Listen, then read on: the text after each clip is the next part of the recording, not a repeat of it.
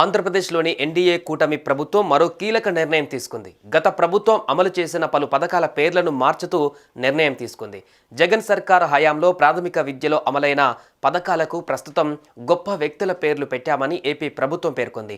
5 ఏళ్ల పాటు గత ప్రభుత్వం భ్రష్టు పట్టించిన విద్యా వ్యవస్థను సమూలంగా ప్రక్షాళన చేయాలని భావిస్తున్నామని ఏపీ ఐటీ మానవ వనరుల శాఖ మంత్రి నారా లోకేష్ తెలిపారు.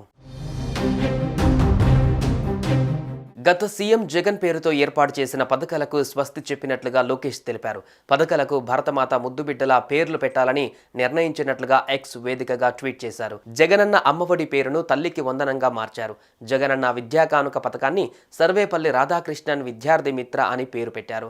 అలాగే జగనన్న గోరు ముద్దను డొక్కా సీతమ్మ మధ్యాహ్న బడి భోజనంగా మార్పు చేశారు. మనబడి నాడు నేడును మనబడి మన భవిష్యత్తు అని స్వచ్ఛ పథకానికి బాలికా రక్ష అని పేరు మార్చారు.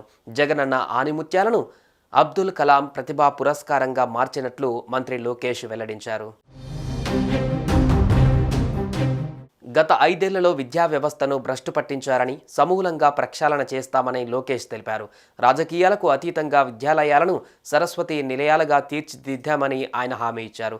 అందులో భాగంగానే వైఎస్ఆర్సీపీ ప్రభుత్వంలో వైఎస్ జగన్మోహన్ రెడ్డి తన పేరుతో పెట్టిన పథకాల పేర్లకు స్వస్తి పలుకుతున్నామని ఆయన చెప్పారు.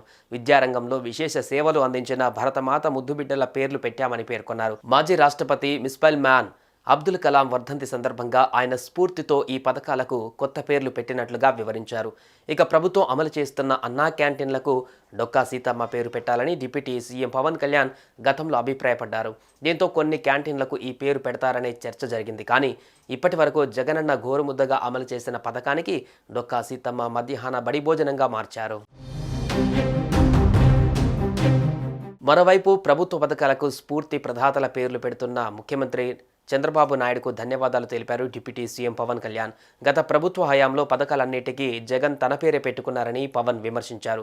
బడి పిల్లల సామాగ్రి పథకానికి సర్వేపల్లి రాధాకృష్ణన్, మధ్యాహ్న భోజన పథకానికి డొక్కా సీతమ్మ పేర్లను పెట్టడాన్ని స్వాగతిస్తున్నట్లు చెప్పారు.